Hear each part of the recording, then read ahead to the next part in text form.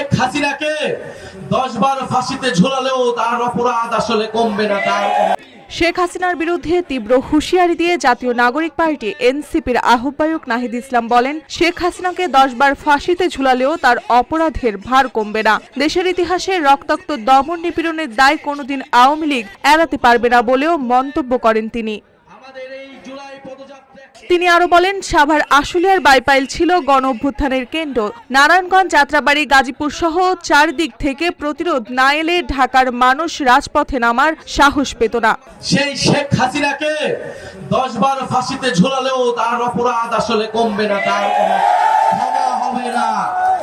বাংলাদেশের মানুষ কোনোদিন ক্ষমা করবে না শেখ হাসিনাকে, কোনোদিন ক্ষমা করবে না আওয়ামী লীগকে, কোনোদিন ক্ষমা করবে না কোন ধরনের রিফাইন্ড আওয়ামী লীগকে।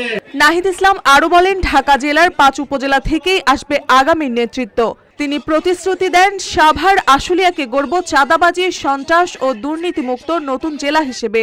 আমরা সাভার আশুলিয়া সহ পুরো ঢাকা জেলাকে চাঁদামুক্ত জেলা হিসেবে গড়ে তুলতে চাই, সন্ত্রাস মুক্ত জেলা হিসেবে গড়ে তুলতে চাই, দুর্নীতিমুক্ত জেলা হিসেবে গড়ে তুলতে চাই।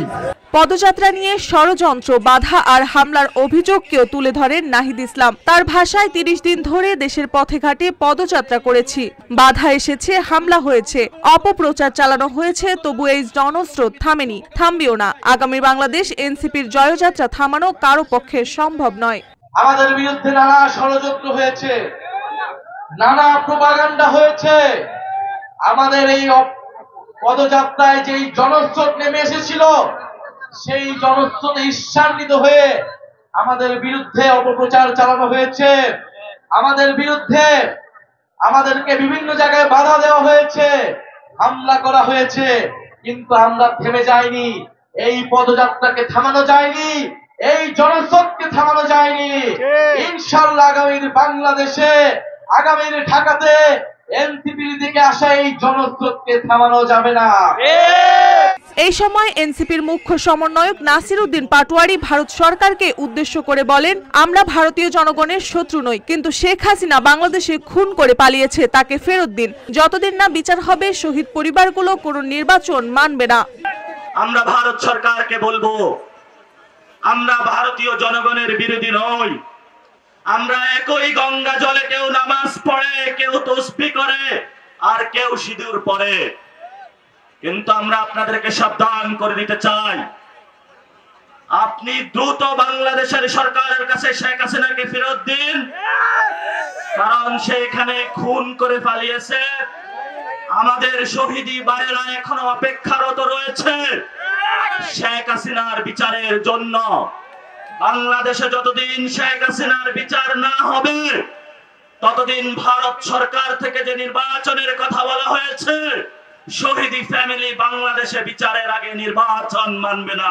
পথসভায় বক্তব্য দেন সিনিয়র যুগ্ম সদস্য সচিব ডক্টর তাসনিম জারা। তিনি বলেন, আমরা পুরনো সহিংস রাজনৈতিক পথে ফিরতে চাই না। মতবিরোধ থাকবে, সেই সাথে আলোচনা হবে। পুরনো প্রতিহিংসার রাজনৈতিক সংস্কৃতিতে আমরা আর ফেরত যাব না। প্রতিহিংসা, সহিংসতা, প্রাণনাশের হুমকি, সেই রাজনৈতিক সংস্কৃতিতে আমরা আর ফেরত যাব না। এ সভায় সভাপতিত্ব করে ঢাকা জেলা এনসিপির নেতা মেহরাব শিফাত। আর উপস্থিত ছিলেন স্থানীয় কেন্দ্রীয় পর্যায়ের নেতারা। সভাটি অনুষ্ঠিত হয় আশুলিয়ার বাইপাইলে, নবীনগর চন্দ্রা মহাসড়কের চন্দ্রামুখী সাবলেনে 30 জুলাই রাত 10টার দিকে।